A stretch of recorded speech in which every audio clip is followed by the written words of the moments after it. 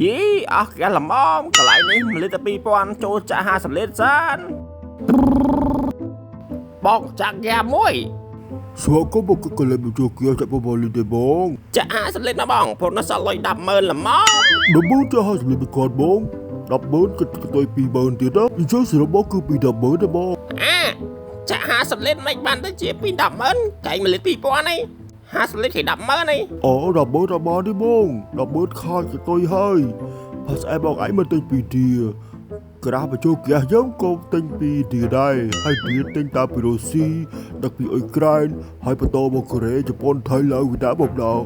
ក្រាស់យើងនោះគឺវាច្រើនតង់ចឹងចឹងប៉ុណ្ណឹងគឺវាទិញឲ្យបងបងឯងទិញពីណាក៏ទិញទៅសំខាន់ដាក់ផ្លាមលីត្រ2000 50លីត្រត្រូវ100000ណាមិនបានត្រូវពី100000លក់អត់បានទេបងអើយបើអត់គឺកតុយទីខោប្អូនខាតអត់ចាក់អីចឹងវាមិនដែរណាចាក់លុយខ្មែរគឺកតុយទេអត់ក៏អត់ទៅខ្ញុំបោកទៅអញ្ចឹងគ្មានពីណាក៏ថាអីផងពីតែបងឯងមួយនិយាយជាងគេដល់ក៏តហ្មងក្រាស់នេះវាមិនដែរណាចាក់លុយខ្មែរគឺកតុយបើថាចាក់ដុល្លារទៅវាគឺកតុយចាក់លុយខ្មែរសោះគឺកតុយដែរ